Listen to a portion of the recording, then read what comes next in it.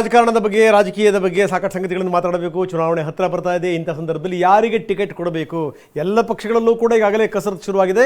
ಕಾಂಗ್ರೆಸ್ ಈ ವಿಚಾರಕ್ಕೆ ಸಂಬಂಧಪಟ್ಟಂಗೆ ಮಾಲ್ತೇಶ್ ಒಂದು ಹೆಜ್ಜೆ ಮುಂದಕ್ಕಿದೆ. ಯಾಕಂದ್ರೆ ಒಂದು ದೊಡ್ಡ ಚಾಲೆಂಜ್ ಇದೆ ಕಾಂಗ್ರೆಸ್ನ ಎದುರುಗಡೆಗೆ. ಯಾರಿಗೆ ಟಿಕೆಟ್ ಕೊಡಬೇಕು ಏನು, ಇದೆಲ್ಲದರ ಬಗ್ಗೆ ಚಿಂತನ ಮಂಥನಗಳು ಶುರುವಾಗಿವೆ. ಆದರೆ ಇಲ್ಲಿ ಎಚ್ಚರಿಕೆಯ ಹೆಜ್ಜೆಯನ್ನು ಇಡಲಾಗ್ತಾ ಇದೆ. ಯಾಕಂದ್ರೆ ಅಂತಿಂತ ನಾಯಕರನ್ನ ಕಣಕ್ಕಿಳಿಸಿ ಮುಜುಗರ ಮಾಡ್ಕೋಬಾರ್ದು. ನೋಡಬೇಡ, ಘಟಾನುಘಟಿ ನಾಯಕರನ್ನ ಕಣಕ್ಕಿಳಿಸಬೇಕು. ಈ ಮುಖಾಂತರ ಮಾತ್ರ ಬಿಜೆಪಿಗೆ ನಾವು ಟಕ್ಕರ್ ಕೊಡ್ಲಿಕ್ಕೆ ಸಾಧ್ಯ. ಇದು ಕಾಂಗ್ರೆಸ್ನ ಮಾಸ್ಟರ್ ಪ್ಲಾನ್. ಅಂದರೆ ಸಚಿವರುಗಳನ್ನ, ಸಂಬಂಧಪಟ್ಟಂತ ಶಾಸಕರುಗಳನ್ನ, ಅಲ್ಲಿರುವಂತಹ ಪ್ರಭಾವಿ ನಾಯಕರುಗಳನ್ನ ಕಣಕ್ಕಿಳಿಸಬೇಕು ಅನ್ನೋದ್ರ ಬಗ್ಗೆ ಇದಕ್ಕೆ ಸಂಬಂಧಪಟ್ಟಂಗೆ ಸಿಎಂ ಮತ್ತು DCM ಕೇಂದ್ರದ ನಾಯಕರ ಜೊತೆಗೆ ವಿಸ್ತೃತವಾಗಿ ಚರ್ಚೆ ಮಾಡಿದ್ದಾರೆ. ಚರ್ಚೆ ಮಾಡಿ ಅಂತೂ ಇಂತೂ ಒಂದು ಸಂಭಾವ್ಯ ಪಟ್ಟಿನ ರೆಡಿ ಮಾಡ್ಕೊಂಡಿದ್ದಾರೆ. ಒಂದು ಸಂಭಾವ್ಯ ಪಟ್ಟಿನಲ್ಲಿ ಬದಲಾವಣೆಗಳಾಗಬಹುದು, ಪ್ರಶ್ನೆ ಬೇರೆ. ಆದರೆ ಅಳದೂ ತೂಗಿ ಇಂಥವ್ರನ್ನ ಕಣಕ್ಕಿಳಿಸಬಹುದು ಅಂತ ಭಾಳ ಗೊತ್ತಿರುವಂಥ ಸಂಗತಿ. ಯಾಕಂದರೆ ಬರೀ ಮಾತಲ್ಲ, ಅದನ್ನು ಕೃತಿಯ ಮುಖಾಂತರ ಮಾಡಿ ತೋರಿಸಿ. ಬರೀ ಸ್ಟೇಟ್ಮೆಂಟ್ ಕೊಡುವಂಥದ್ದು ಮಾತ್ರ ಅಲ್ಲ, ನೀವು ಚುನಾವಣೆಯಲ್ಲಿ ಗೆದ್ದು ತೋರಿಸಿ. ನೀವು ಪೋಷಕರಾಗಲು ಕಾಯುತ್ತಿದ್ದೀರಾ? ಚಿಂತಿಸದಿರಿ. ಓಯಾಸಿಸ್ ಫರ್ಟಿಲಿಟಿ 90,000 ದಂಪತಿಗಳ ಜೀವನದಲ್ಲಿ ಸಂತೋಷವನ್ನು ತಂದಿದೆ. 7825893601ಗೆ ಕರೆ ಮಾಡಿ. ಅತ್ಯದ್ಭುತ ರಿಯಾಯಿತಿ ಪಡೆಯಿರಿ ಹಾಗೂ ಎಲ್ಲರಿಗೂ ಗುಡ್ ನ್ಯೂಸ್ ಕೊಡಿ. ಈ ರೀತಿಯ ಒಂದು ಸಂದೇಶವನ್ನು ಕೂಡ ಕಾಂಗ್ರೆಸ್ ನಾಯಕರು ಈ ಮುಖಾಂತರ ಹಾಕ್ತಾ ಇದ್ದಾರೆ. ಯಾರ್ಯಾರು ತಲೆನೋವಾಗಿದ್ದಾರಲ್ಲ ಅವ್ರನ್ನೇ ಕಣಕ್ಕಿಳಿಸ್ಬಿಡೋದಪ್ಪ. ಹೌದು. ಈ ರೀತಿ ಎಕ್ಸಾಂಪಲ್ ಸತೀಶ್ ಜಾರಕಿಹೊಳಿ. ಸತೀಶ್ ಜಾರಕಿಹೊಳಿ ನೀವು ನಿಂತ್ಕೊಳ್ಳಿ, ಇಲ್ಲ ನಿಮ್ಮ ಮಗನ ನಿಲ್ಲಿಸಿ ಅಥವಾ ನಿಮ್ಮ ಮಗಳನ್ನ ನಿಲ್ಲಿಸಿ. ಸೊ ಈ ರೀತಿಯ ಒಂದು ಮನೋಭಾವನೆ.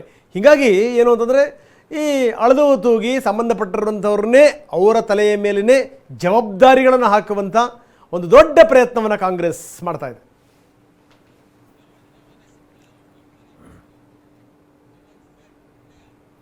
ಹೌದು, ಸಂಭಾವ್ಯ ಅಭ್ಯರ್ಥಿಗಳ ಪಟ್ಟಿ TV9ಗೆ ಲಭ್ಯ ಆಗಿದೆ. ಕಾಂಗ್ರೆಸ್ನ ಆಂತರಿಕ ವಲಯದಲ್ಲಿ ಆಗಿರುವಂತಹ ಚರ್ಚೆ, ಹೈಕಮಾಂಡ್ ಜೊತೆಗೆ ಈ ಪಟ್ಟಿಯನ್ನ ಮುಂದಿಡುವಂತಹ ನಿಟ್ಟಿನಲ್ಲೂ ಕೂಡ ರಾಜ್ಯ ಕಾಂಗ್ರೆಸ್ ನಾಯಕರು ತಯಾರಿ ನಡೆಸಿದ್ದಾರೆ, ಪ್ರಮುಖವಾಗಿ KPCC ವತಿಯಿಂದ. ಹಾಗಾದ್ರೆ ಬೆಳಗಾವಿ ವಿಚಾರವಾಗಿ ನೋಡ್ತಾ ಹೋಗೋಣ. ರಾಜ್ಯದ ಅತಿ ದೊಡ್ಡ ಲೋಕಸಭಾ ಕ್ಷೇತ್ರಗಳಲ್ಲೊಂದು ಅದು ಬೆಳಗಾವಿ ಕೂಡ ಹೌದು. ಸತೀಶ್ ಜಾರಕಿಹೊಳಿ ಅವರನ್ನ ಕಣಕ್ಕಿಳಿಸುವಂತ ನಿಟ್ಟಿನಲ್ಲಿ ಚರ್ಚೆ ಆಗಿದೆ ಅನ್ನುವಂಥದ್ದು ಗೊತ್ತಾಗ್ತಾ ಇದೆ.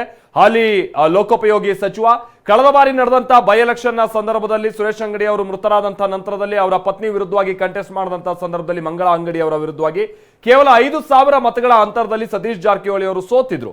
ಈ ಮುಖ್ಯವಾಗಿ ಬೆಳಗಾವಿ ಭಾಗದಲ್ಲಿ ತಮ್ಮ ಶಕ್ತಿ ಯಾವ ಮಟ್ಟಿಗಿದೆ ಅನ್ನುವಂಥದ್ದನ್ನ ನಿರೂಪಿಸುವಂತ ನಿಟ್ಟಿನಲ್ಲಿ ಸೋತಿದ್ರು ಕೂಡ ಒಂದು ಹಂತದಲ್ಲಿ ಯಶಸ್ವಿಯಾಗಿದ್ರು ಸತೀಶ್ ಜಾರಕಿಹೊಳಿ.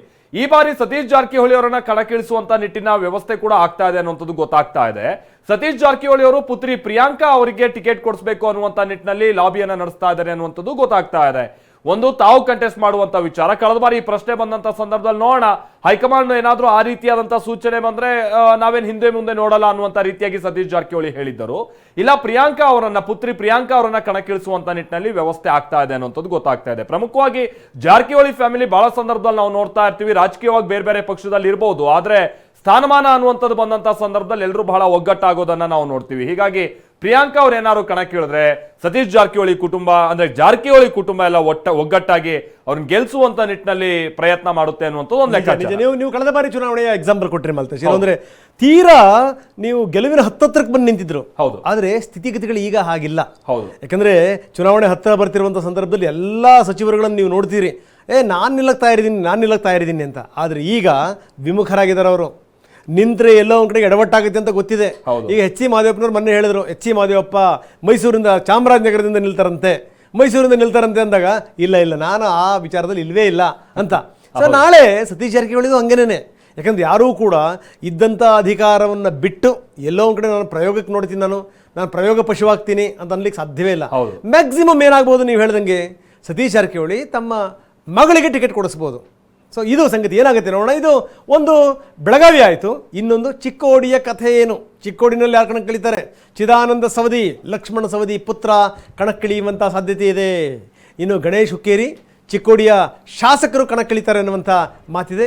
ಇಲ್ಲಿ ಒಂದು ಸಂಗತಿನ ಹೇಳಬೇಕು ಮಾಲ್ತೇಶ್, ಇದೇ ಹುಕ್ಕೇರಿ ಇರುವಂಥ ಸಂದರ್ಭದಲ್ಲಿ ಅವ್ರ ತಂದೆ ನೆನಪಾದ್ರು ನನಗೆ. ಗಣೇಶ್ ಹುಕ್ಕೇರಿ ಅವರ ತಂದೆ ನೆನಪಾದ್ರು. ಹಿಂದೆ ಅವರು ಮಂತ್ರಿ ಆಗಿದ್ರು ಪಾಪ, ಪ್ರಕಾಶ್ ಹುಕ್ಕೇರಿ ಅವರು ಹಿಂದೆ ಮಂತ್ರಿ ಆಗಿದ್ರು. ಸಿದ್ದರಾಮಯ್ಯ ಸರ್ಕಾರದ ಅವಧಿನಲ್ಲಿ ಮಂತ್ರಿ ಅವರು. ಅವ್ರನ್ನ ಸುಮ್ಮನೆ ಕಣಕ್ಕಿಳಿಸ್ಬಿಟ್ರು. ಗೆದ್ದೋದ್ರು ಅವರು ಕಳೆದ ಬಾರಿ, ಅದರ ಹಿಂದಿನ ಬಾರಿ ಪ್ರಶ್ನೆ ಬೇರೆ. ಆದ್ರೆ ಮಂತ್ರಿ ಪಟ್ಟ ಶಾಶ್ವತವಾಗಿ ಹೊರಟೆ ಹೋಯ್ತು. ಕರೆಕ್ಟ್. ಈಗ ಗಣೇಶ್ ಹುಕ್ಕೇರಿ ಈಗ ಚಿಕ್ಕೋಡಿ ಶಾಸಕರು, ಹೌದು. ಈಗ ಅವ್ರನ್ನ ಕಣಕ್ಕಿಳಿಸಬೇಕು ಅನ್ನುವಂತ ಬಗ್ಗೆ ಚರ್ಚೆ ಆಗ್ತಾ ಇದೆ.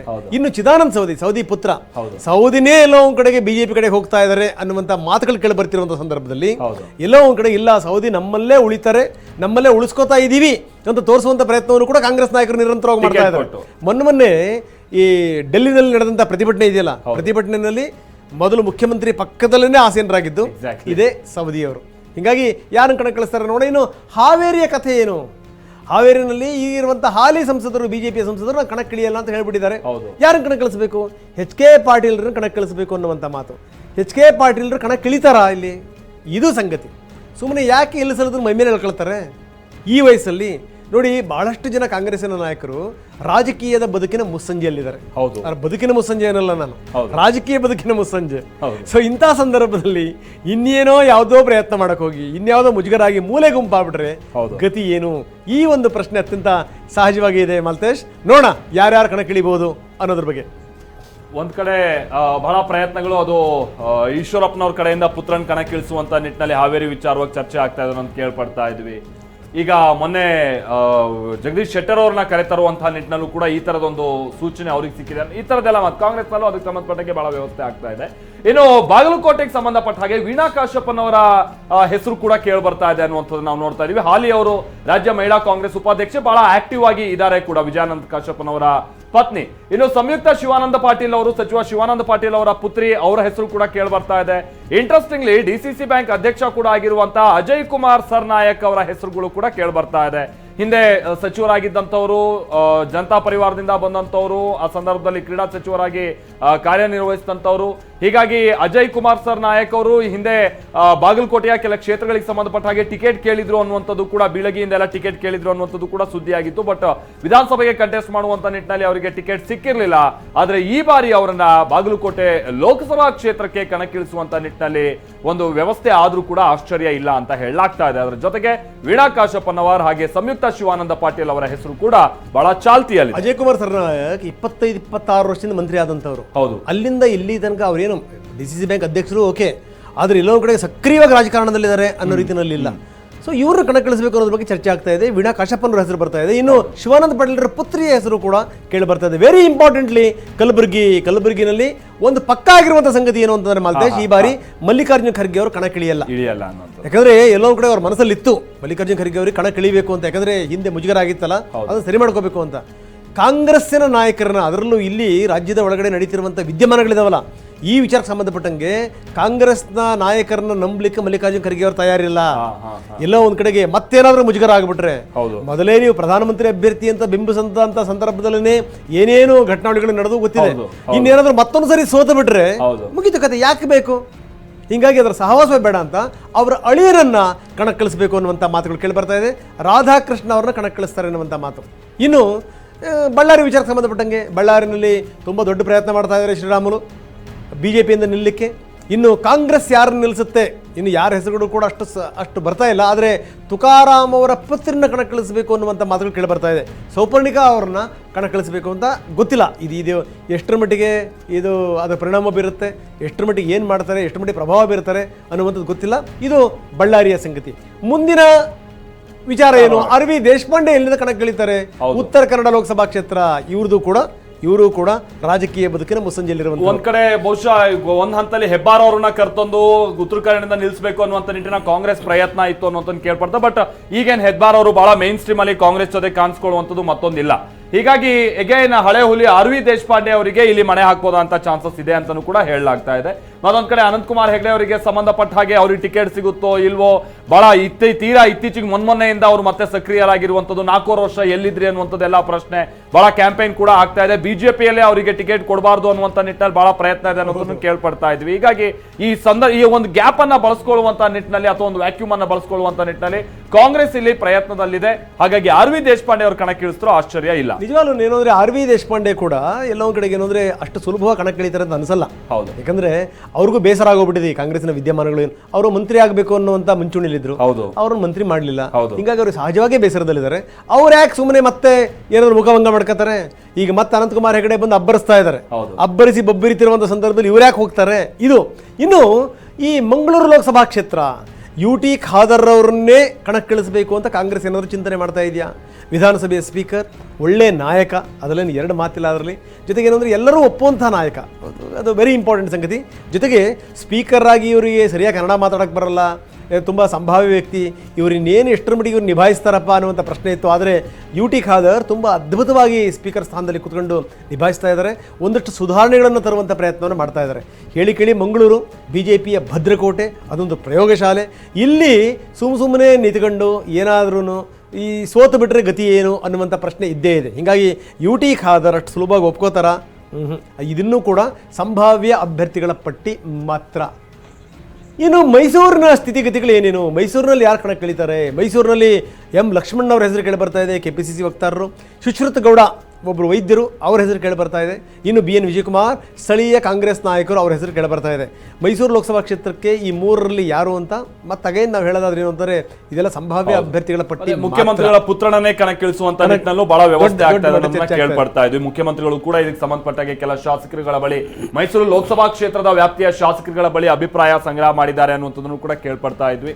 ಹಾಗೆ ಅಲ್ಲಿರುವಂತಹ ಹಾಲಿ ಸಂಸದರು ಪ್ರತಾಪ್ ಸಿಂಹ ಅವರಂತೂ ಈಗ ಆಲ್ರೆಡಿ ಮುಖ್ಯಮಂತ್ರಿಗಳ ಪುತ್ರನೇ ಕಣಕ್ಕಿಳಿಯೋದು ಅಂತ ಹೇಳ್ಕೊಂಡು ಅವರು ಘೋಷಣೆ ಮಾಡ್ಕೊಂಡು ಓಡಾಡ್ತಾ ಇದ್ದಾರೆ ಆಲ್ರೆಡಿ.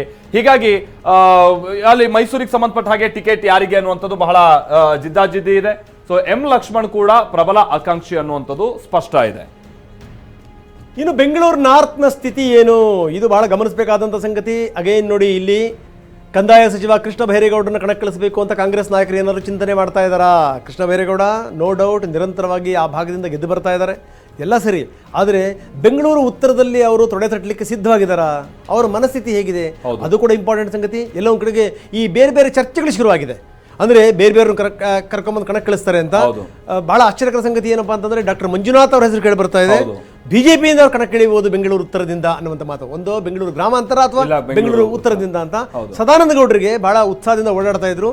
ದಯವಿಟ್ಟು ಈ ಸೀಟಿನ ವಿಚಾರಕ್ಕೆ ಸಂಬಂಧಪಟ್ಟಂಗೆ ಏನೂ ಮಾತಾಡಬೇಡಿ ಅನ್ನುವಂಥ ಒಂದು ಪಕ್ಕಾ ಫರ್ಮಾನನ್ನು ಹೊರಡಿಸ್ಬಿಟ್ಟಿದೆ BJP. ಹಾಗಾಗಿ ಅವ್ರು ಏನೂ ಮಾತಾಡ್ತಾ ಇಲ್ಲ.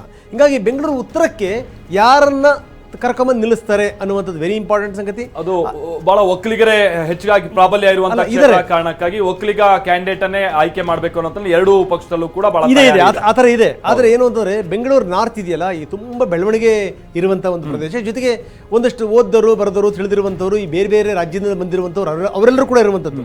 ಒಕ್ಕಲಿಗ ಪ್ರಾಬಲ್ಯ ಇದೆ ಅನ್ನುವಂಥದ್ದು ನಿಜ ಆದರೂ ಕೂಡ ಕೇವಲ ಒಕ್ಕಲಿಗ ಪ್ರಾಬಲ್ಯ ಇದೆ ಅನ್ನುವಂಥ ಕಾರಣಕ್ಕೋಸ್ಕರನೇ ಕೃಷ್ಣ ಬೈರೇಗೌಡರನ್ನು ನಿಲ್ಲಿಸಬಾರ್ದು. ಕೃಷ್ಣ ಬೈರೇಗೌಡ ಸಮರ್ಥವಾದಂಥ ಮಂತ್ರಿ, ಕಂದಾಯ ಸಚಿವರು, ಒಳ್ಳೆ ಕೆಲಸ ಮಾಡ್ತಾ ಇದ್ದಾರೆ. ಕೃಷ್ಣ ಬೈರೇಗೌಡ ಇದಕ್ಕೆ ಒಪ್ಕೋತಾರ ನೋಡಬೇಕು. ಇನ್ನು Bengaluru south very important. Bengaluru ದಕ್ಷಿಣ ಅಗೇನ್ ಏನು ಅಂತಂದರೆ, ಅದು BJPಯ ಭದ್ರಕೋಟೆ. ಹಿಂದೆ ಅನಂತಕುಮಾರ್ ಪ್ರತಿನಿಧಿಸ್ತಾ ಇದ್ರು, ಈಗ ತೇಜಸ್ವಿ ಪ್ರತಿನಿಧಿಸ್ತಾ ಇದ್ದಾರೆ. ಮೊನ್ನೆ ಲೋಕಸಭೆಯಲ್ಲಿ ಬಹಳ ಅದ್ಭುತವಾಗಿ ಮಾತಾಡಿದ್ದಾರೆ. ಪ್ರಿಯಾ ಕೃಷ್ಣ ಅವ್ರನ್ನ ಅವರ ವಿರುದ್ಧ ಕಣಕ್ಕಿಳಿಸಬೇಕು ಅಂತ. ಪ್ರಿಯಾ ಕೃಷ್ಣ ಇದಕ್ಕೆ ಒಪ್ತಾರ? ಇದು ಪ್ರಿಯಾ ಕೃಷ್ಣ ಅದಕ್ಕೆ ಸರಿಸಾಟಿ ಆಗಬಹುದಾ? ಇನ್ನೊಂದು ಪ್ರಶ್ನೆ. ಜೊತೆಗೆ ನೋಡಿದ್ರೆ ಬೇರೆ ಬೇರೆಯವರ ಹೆಸರುಗಳು ಕೂಡ ಕೇಳಿ ಬರ್ತಾ ಇದೆ. ನೀವು ಹೇಳಿದ ಫಾರ್ಮುಲಾ ಅಂತ ಅಂದ್ರೆ ಈ ಕೆಲ ಅಸಮಾಧಾನಿತರನ್ನ ಸೆಂಟ್ರಲ್ ಕಳಿಸೋ ಪ್ರಯತ್ನ ಅನ್ನುವಂಥದ್ದು ಭಾಗ. ಯಾಕಂದ್ರೆ ಕೃಷ್ಣಪ್ಪ ಹಾಗೆ ಅವರ ಪುತ್ರ ಬಹಳ ಸಿಟ್ಟಾಗಿದ್ದಾರೆ. ವಿಜಯನಗರ ಶಾಸಕರು, ಗೋವಿಂದರಾಜನಗರ ಶಾಸಕರು ಸರ್ಕಾರದ ವಿರುದ್ಧವಾಗಿ ಬಹಳ ಸಿಟ್ಟಿದೆ. ಮಂತ್ರಿ ಸ್ಥಾನದ ಆಕಾಂಕ್ಷಿಯಾಗಿದ್ರು, ಗೊತ್ತಿಲ್ಲ BDA ಅಧ್ಯಕ್ಷ ಸ್ಥಾನದ ಆಕಾಂಕ್ಷಿಯಾಗಿದ್ರು, ಈ ತರದೆಲ್ಲ ವಿಚಾರ ಇತ್ತು. ಬಟ್ ಅಂತ ದೊಡ್ಡ ಮಟ್ಟದಲ್ಲಿ ಮನೆ ಹಾಕದೇ ಇರುವಂತಹ ಕಾರಣಕ್ಕಾಗಿ ಬಹಳ ಅಸಮಾಧಾನಿತರು ಅನ್ನುವಂಥದ್ದು ಗೊತ್ತಿರುವಂತಹ ಸಂಗತಿ. ಸೊ ಇದೆಲ್ಲದರ ಜೊತೆಗೆ ಏನು ಅಂತಂದ್ರೆ, ನಾವು ಒಂದು ಸಂಗತಿನ ಒಂದು ಗಮನದಲ್ಲಿ ಇಟ್ಕೊಂಡೇ ಮಾತಾಡಬೇಕು ಮಲ್ತೇಶ್. ಎಷ್ಟರ ಮಟ್ಟಿಗೆ ಈ ನಮ್ಮವರು ಈ ಸಂಸದೀಯ ರಾಜಕಾರಣವನ್ನು ಬಹಳ ಗಂಭೀರವಾಗಿ ಪರಿಗಣಿಸಿದ್ರು. ನಾನು ಪದೇ ಹೇಳ್ತಾ ಇರ್ತೀನಿ, ಅದ್ರ ಬಗ್ಗೆ ವಿಪರೀತವಾದಂಥ ಬೇಸರ ಇದೆ, ನಮಗೆ ಕೋಪ ಇದೆ. ಯಾಕಂದ್ರೆ ಇಲ್ಲಿ ಯಾರ್ಯಾರು ಕಿರಿಕ್ ಮಾಡ್ತಾರಲ್ಲ ಅವ್ರನ್ನ ಕರ್ಕೊಂಡೋಗಿ ಡಂಪ್ ಮಾಡೋದು, ಡಂಪಿಂಗ್ ಆಡ್ತಾರ. ಒಂಥರ ಭಾಷೆ ಗೊತ್ತಿರಲ್ಲ, ಏನಿಲ್ಲ, ಶುದ್ಧ ತೆಪ್ರಗಳಿರ್ತಾರಲ್ರಿ ಅಂಥವ್ರನ್ನ ಕರ್ಕೊಂಡೋಗಿ ಮಾತಾಡೋದು. ದೇಶದ ವಿಚಾರದ ಬಗ್ಗೆ ಚರ್ಚೆ ಆಗಬೇಕು, ಯೋಜನೆಗಳ ವಿಚಾರದ ಬಗ್ಗೆ ಚರ್ಚೆ ಆಗಬೇಕು, ಅಲ್ಲಿ ಸಮರ್ಥವಾಗಿ ಮಾತಾಡಬೇಕು, ಭಾಷೆ ಅರ್ಥ ಮಾಡಬೇಕು, ಭಾಷೆ ಅರ್ಥ ಮಾಡ್ಕೋಬೇಕು. ಇಲ್ಲಿ ಯಾರ್ಯಾರು ಆಕಾಂಕ್ಷಿಗಳು ಇರ್ತಾರಲ್ಲ, ಮಂತ್ರಿ ಆಕಾಂಕ್ಷಿಗಳು, ತಗೊಂಡೋಗಿ ಹಾಕೋರ್ನ, ಕಿರಿಕ್ ಯಾರು ಮಾಡಿದಿರ್ತಾರಲ್ಲ ಕರ್ಕೊಂಡೋಗಿ ಹಾಕೋರ್ನ. ಮೊದಲಿಂದಲೂ ಕೂಡ ಇದೇ ಪರಂಪರೆ. ನಾನು ಹೇಳ್ತೀನಿ, ಕರ್ನಾಟಕದಿಂದ ಸಮರ್ಥವಾಗಿರುವಂಥ ಮಂತ್ರಿಗಳು ಯಾರು ಅಂತಂದ್ರೆ ನಮಗೆ ಹುಡುಕಬೇಕು, ತಡಕಾಡಬೇಕು. ಯಾಕಪ್ಪ ಅಂತಂದ್ರೆ ನಾವಷ್ಟು ಗಂಭೀರವಾಗಿ ಪರಿಗಣಿಸಿದ್ವಿ ಅಂತ. ನಾಚಿಕೆಡಿನ ಸಂಗತಿ. ಈ ಬಾರಿ ಏನು ಮಾಡ್ತಾರೆ ನೋಡಬೇಕು. ಬನ್ನಿ, ನಮ್ಮ ಪ್ರತಿನಿಧಿ ಪ್ರಸನ್ನ ಈಗ ನಮ್ಮೊಂದಿಗೆ ನೇರ ಸಂಪರ್ಕದಲ್ಲಿದ್ದಾರೆ. ಪ್ರಸನ್ನ, ನಾವು ನೋಡ್ತಾ ಇದೀವಿ ಪಟ್ಟಿ ನೋಡಿದಂಥ ಸಂದರ್ಭದಲ್ಲಿ ಬಹಳ ಸ್ಯಾಟಿಸ್ಫ್ಯಾಕ್ಟರಿ ಅಂತ ಅನಿಸ್ತಾ ಇಲ್ಲ. ಇದು ಸಂಭಾವ್ಯ ಅಂತ ನಾವು ಹೇಳಿದ್ದೀವಿ, ಇದು ಸಂಭಾವ್ಯ ಅಭ್ಯರ್ಥಿಗಳ ಪಟ್ಟಿನೇ ನಿಜ. ಆದರೆ ಎಲ್ಲ ಒಂದು ಕಡೆಗೆ ಯಾರ್ಯಾರು ದನಿ ಎತ್ತಿದ್ರಲ್ಲ, ಯಾರ್ಯಾರು ಬೆರಳು ತೋರಿಸ್ತಾ ಇದ್ರಲ್ಲ, ಅವ್ರಿಗೇನೆ ದಿಲ್ಲಿಯ ಕಡೆಗೆ ಬೆರಳು ತೋರಿಸುವಂಥ ಪ್ರಯತ್ನವನ್ನು ಮಾಡಲಾಗ್ತಿದೆ ಅಂತನ್ನುವಂಥದ್ದು ಮೇಲ್ನೋಟಕ್ಕೆ ಗೊತ್ತಾಗ್ತಿರುವಂಥ ಸಂಗತಿ. ಏನು ನಡೀತಾ ಇದೆ ಕಾಂಗ್ರೆಸ್ನ ಪಾಳೆಯದಲ್ಲಿ? ರಂಗನಾಥ್, ಕಾಂಗ್ರೆಸ್ ಇಲ್ಲಿ ಹೆಚ್ಚು ಸ್ಥಾನಗಳನ್ನ ಗೆಲ್ಲಬೇಕು ಅನ್ನುವಂತ ಒತ್ತಡಕ್ಕೆ ಸಿಲುಕಿರುವಂತಹ ಕಾರಣಕ್ಕೋಸ್ಕರ ನಾಡಿ ಮಿಡಿತವನ್ನ ಅರಿಯುವಂತಹ ಪ್ರಯತ್ನಗಳು ನಡೀತಾ ಇದಾವೆ. ಕೆಪಿಸಿ ಅಧ್ಯಕ್ಷ ಡಿ ಕೆ ಶಿವಕುಮಾರ್ ಅವರು ಈ ನಾಡಿ ಮಿಡಿತವನ್ನ ಅರಿಯುವಂತಹ ಪ್ರಯತ್ನದ ಕಾರಣಕ್ಕೋಸ್ಕರವೇ ಸಂಭಾವ್ಯ ಅಭ್ಯರ್ಥಿಗಳ ಪಟ್ಟಿಯನ್ನ ಕ್ಷಣ ಕ್ಷಣಕ್ಕೆ ರಿಲೀಸ್ ಮಾಡ್ತಾ ಇದ್ದಾರೆ. ಪ್ರಮುಖವಾಗಿ ಕಳೆದ ಒಂದು ವಾರದ ಹಿಂದೆ ಇದ್ದಂತಹ ಟ್ರೆಂಡ್ ಈಗ ಹೇಗಿದೆ ಅನ್ನುವಂಥದ್ದನ್ನ ಅರಿತುಕೊಳ್ಳುವಂತಹ ಪ್ರಯತ್ನವನ್ನ ನಿರಂತರವಾಗಿ ಮಾಡಲಾಗ್ತಾ ಇದೆ. ಇದೇ ಕಾರಣಕ್ಕೋಸ್ಕರ ಒಮ್ಮೆ ಸಂಭಾವ್ಯ ಅಭ್ಯರ್ಥಿಗಳ ಪಟ್ಟಿ ಬಿಡುಗಡೆ ಆದ ಬಳಿಕ ಬೇರೆ ಬೇರೆ ನಾಯಕರಿಂದ ವಿರೋಧಗಳು ವ್ಯಕ್ತವಾಗ್ತಾ ಇದಾವೆ. ಒಂದಷ್ಟು ಕ್ಷೇತ್ರದಲ್ಲಿ ಆ ಘೋಷಿತ ಅಭ್ಯರ್ಥಿಗಳ ಬಗ್ಗೆ, ಸಂಭಾವ್ಯ ಅಭ್ಯರ್ಥಿಗಳ ಬಗ್ಗೆ ಪೂರಕವಾದಂತಹ ವಾತಾವರಣ ಕಂಡು ಬರ್ತಾ ಇದೆ. ಇನ್ನೊಂದಷ್ಟು ಕ್ಷೇತ್ರಗಳಲ್ಲಿ ಸಂಭಾವ್ಯ ಅಭ್ಯರ್ಥಿಗಳ ಬಗ್ಗೆ ದೊಡ್ಡ ಮಟ್ಟಿಗಿನ ಅಪಸ್ವರಗಳು ಕೇಳಿ ಬರ್ತಾ ಇದಾವೆ. ಇದೇ ಕಾರಣಕ್ಕೋಸ್ಕರ ಈ ಪಟ್ಟಿ ಕ್ಷಣ ಕ್ಷಣಕ್ಕೂ ಕೂಡ ಬದಲಾಗ್ತಾ ಇದೆ. ಲಾಬಿ ಮಾಡುವಂತವರ ಪ್ರಯತ್ನ ಕೂಡ ದೆಹಲಿ ಮಟ್ಟಕ್ಕೂ ಕೂಡ ಹೋಗಿದೆ. ಮೊನ್ನೆ ಕೆಪಿಸಿ ಅಧ್ಯಕ್ಷ ಡಿ ಕೆ ಶಿವಕುಮಾರ್ ಅವರು ದೆಹಲಿಯ ಜಂತರ್ ಮಂತರ್ನಲ್ಲಿ ಪ್ರತಿಭಟನೆ ನಡೆಸಿದ ಬಳಿಕ ಅಲ್ಲಿ ಇದ್ದಂತಹ ಸ್ಥಳೀಯ ನಾಯಕರು ಮತ್ತು ಶಾಸಕರ ಜೊತೆಗೆ ಒಂದು ಸುತ್ತಿನ ಸಭೆಯನ್ನು ನಡೆಸಿದ್ದಾರೆ.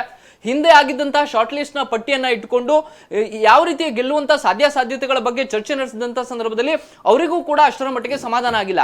ಕೇವಲ ಕಾಂಗ್ರೆಸ್ 8 ರಿಂದ 9 ಸ್ಥಾನಗಳಿಗೆ ಮಾತ್ರ ಸೀಮಿತ ಆಗಿಬಿಡುತ್ತೇನೋ ಎನ್ನುವಂತಹ ಒಂದು ಮಟ್ಟಿಗಿನ ಆತಂಕ ಕಾಂಗ್ರೆಸ್ನ ನಾಯಕರಿಗೆ ಕಾಡ್ತಾ ಇರುವಂತಹ ಕಾರಣಕ್ಕೋಸ್ಕರ ಬಿಜೆಪಿಯ ಪ್ರಬಲ ಪೈಪೋಟಿಗೆ ಕೊಡುವಂತಹ ಟಕ್ಕರ್ ಕೊಡುವಂತ ಒಂದು ಫೇಸ್ ಅನ್ನ ಕೊಡಬೇಕು ಅನ್ನುವಂತ ಒತ್ತಡಕ್ಕೆ ಕಾಂಗ್ರೆಸ್ನ ನಾಯಕರು ಸಿಲುಕಿದ್ದಾರೆ. ಇದೇ ಕಾರಣಕ್ಕೋಸ್ಕರ ಸಚಿವರ ಹೆಸರು ಮತ್ತೆ ಮತ್ತೆ ಮುನ್ನೆಲೆಗೆ ಬರ್ತಾ ಇದೆ. ಇದರಲ್ಲಿ ಯಾವ ಸಚಿವರು ಕೂಡ ಅತ್ಯಂತ ಉತ್ಸಾಹದಲ್ಲಿ ಇಲ್ಲ. ಕೇವಲ ಒಂದಿಬ್ಬರು ಸಚಿವರು ಮಾತ್ರ ಅವರ ರಾಜಕೀಯ ಅಸ್ತಿತ್ವದ ಕಾರಣಕ್ಕೋಸ್ಕರ ಮಾತ್ರ ಲೋಕಸಭೆಗೆ ಹೋಗೋದಕ್ಕೆ ತಯಾರಿದ್ದಾರೆ ಹೊರತು ಉಳಿದಂತ ಸಚಿವರು ತಯಾರಿಲ್ಲ. ಈ ಕಾರಣಕ್ಕೋಸ್ಕರ ಅವರ ಕುಟುಂಬದಲ್ಲಿ ಯಾರನ್ನಾರು ನಿಲ್ಲಿಸಬೇಕು ಅನ್ನುವಂತ ನಿಟ್ಟಿನಲ್ಲಿಯೂ ಕೂಡ ಒಂದಷ್ಟು ಚರ್ಚೆಗಳು ನಡೀತಾ ಇದಾವೆ. ಸಚಿವರ ಕುಟುಂಬದವರಿಗೆ ಟಿಕೆಟ್ ಅನ್ನ ಕೊಟ್ರೆ ಅವರು ಹೆಚ್ಚು ಮುತುವರ್ಜಿಯಿಂದ ಕ್ಷೇತ್ರದಲ್ಲಿ ಕೆಲಸ ಮಾಡ್ತಾರೆ, ಗೆಲ್ಲಿಸಿಕೊಂಡು ಬರ್ತಾರೆ. ಆ ಮೂಲಕ ಎಲ್ಲೋ ಒಂದ್ ಕಡೆ ಹೆಚ್ಚಿನ ಸ್ಥಾನಗಳನ್ನ ಗೆಲ್ಲಬಹುದು ಅನ್ನುವಂತ ನಿಟ್ಟಿನಲ್ಲಿ ಇದೀಗ ಕೆಪಿಸಿ ಅಧ್ಯಕ್ಷ ಡಿ ಕೆ ಶಿವಕುಮಾರ್ ಅವರು ಯೋಚನೆ ಮಾಡಿದಂತೆ ಕಾಣ್ತಾ ಇದೆ. ಇದೇ ಕಾರಣಕ್ಕೋಸ್ಕರ ಅಭಿಪ್ರಾಯ ಸಂಗ್ರಹಣೆಯ ಜೊತೆಗೆ ನಾಡಿ ಮಿಡಿತವನ್ನ ಅರಿಯುವಂತ ಪ್ರಯತ್ನವನ್ನ ಮಾಡಲಾಗ್ತಾ ಇದೆ ಮತ್ತು ಯಾರು ಸಂಭಾವ್ಯ ಅಭ್ಯರ್ಥಿಗಳ ಹೆಸರನ್ನ ಶಾರ್ಟ್ ಲಿಸ್ಟ್ ಮಾಡಲಾಗಿದೆ ಅವರ ಸರ್ವೆ ಕಾರ್ಯವನ್ನು ಕೂಡ ಮಾಡಿಸಲಾಗ್ತಾ ಇದೆ ಪ್ರತ್ಯೇಕವಾಗಿ. ಉದಾಹರಣೆಗೆ ಇದೀಗ ಮೈಸೂರಿನಲ್ಲಿ ಪ್ರತಾಪ್ ಸಿಂಹ ಅವರ ವಿರುದ್ಧವಾಗಿ ಲಕ್ಷ್ಮಣ್ ಅವರನ್ನ ಕಣಕ್ಕಿಳಿಸಿದ್ರೆ ಎಷ್ಟು ಪಾಸಿಬಿಲಿಟಿ ಇದೆ, ಅಕಸ್ಮಾತ್ ವಿಜಯ್ ಕುಮಾರ್ ಅವರನ್ನ ಕಣಕ್ಕಿಳಿಸಿದ್ರೆ ಎಷ್ಟು ಪಾಸಿಬಿಲಿಟಿ ಇದೆ, ಗೆಲ್ಲುವಂತಹ ಸಾಧ್ಯತೆ ಎಷ್ಟಿದೆ ಅನ್ನುವಂತಹ ಒಂದು ಪ್ರತ್ಯೇಕವಾದಂತಹ ಸರ್ವೆಗಳನ್ನ ಮಾಡಿಸಲಾಗ್ತಾ ಇದೆ. ಈ ರೀತಿಯ ಸರ್ವೆಗಳ ಆಧಾರದ ಮೇಲೆ ಸಂಭಾವ್ಯ ಅಭ್ಯರ್ಥಿಗಳ ಹೆಸರು ಕೂಡ ದಿನದಿಂದ ದಿನಕ್ಕೆ ಬದಲಾಗ್ತಾ ಇದೆ ಮತ್ತು ಜಾತಿವಾರು ಸಮುದಾಯವಾರು ಲೆಕ್ಕಾಚಾರಗಳ ತಾಳೆ ಹಾಕಿಯೂ ಕೂಡ ಒಂದಷ್ಟು ಬದಲಾವಣೆಗಳನ್ನ ಮಾಡಲಾಗ್ತಾ ಇದೆ. ಸಚಿವರನ್ನ ನೇರವಾಗಿ ಕಣಕ್ಕಿಳಿಯಿರಿ ಎನ್ನುವಂತಹ ಸೂಚನೆ ಇದುವರೆಗೂ ಕೂಡ ಬಂದಿಲ್ಲ. ಕಳೆದ 1.5-2 ತಿಂಗಳಿಂದ ನಿರಂತರವಾಗಿ ಸಚಿವರು ದೆಹಲಿಯ ಹೈಕಮಾಂಡ್ ಇಂದ ತಮಗೆ ಸೂಚನೆ ಬರಬಹುದು ಅನ್ನುವಂತ ನಿರೀಕ್ಷೆ ಇಟ್ಕೊಂಡು ಕಾಯ್ತಾ ಇದ್ದಾರೆ ಹೊರತು ಇಂಥದ್ದೇ ಸಚಿವರು ಕಣಕ್ಕಿಳಬೇಕು, ಇಂಥ ಸಚಿವರು ಬೇಡ ಅನ್ನುವಂತ ಒಂದು ಸ್ಪಷ್ಟ ಸಂದೇಶ ಇದುವರೆಗೂ ಕೂಡ ಎಐಸಿಸಿ ಇಂದ ಬಂದಿಲ್ಲ. ಈ ಕಾರಣಕ್ಕೋಸ್ಕರ ಪದೇ ಸಂಭಾವ್ಯ ಅಭ್ಯರ್ಥಿಗಳ ಹೆಸರು ಕೂಡ ಬದಲಾಗ್ತಾ ಇರುವಂತದ್ದು ಮತ್ತು ಲಾಬಿ ಮಾಡ್ತಾ ಇರುವಂತವರ ಸಂಖ್ಯೆ ಕೂಡ ಹೆಚ್ಚಾಗ್ತಾ ಇದೆ ಮತ್ತು ಯಾರಿಗೆ ಕ್ಷೇತ್ರದಲ್ಲಿ ವಿರೋಧ ವ್ಯಕ್ತವಾಗ್ತಾ ಇದೆ ಅವರು ಇಷ್ಟು ದಿನ ವೀಕ್ಷಕರ ಎದುರು ತಮ್ಮ ಅಭಿಪ್ರಾಯವನ್ನು ಹೇಳ್ತಾ ಇದ್ರು. ಆದ್ರೆ ಇದೀಗ ನೇರವಾಗಿ ಕೆಪಿಸಿ ಅಧ್ಯಕ್ಷ ಡಿ ಕೆ ಶಿವಕುಮಾರ್ ಮತ್ತು ಎಐಸಿಸಿ ಅಧ್ಯಕ್ಷ ಮಲ್ಲಿಕಾರ್ಜುನ್ ಖರ್ಗೆ ಅವರನ್ನ ಭೇಟಿ ಮಾಡಿ ಇಂಥ ಅಭ್ಯರ್ಥಿಗಳನ್ನ ಕಣಕ್ಕಿಳಿಸಬೇಡಿ ಅನ್ನುವಂತ ಒತ್ತಡವನ್ನು ಕೂಡ ಹಾಕ್ತಾ ಇದ್ದಾರೆ.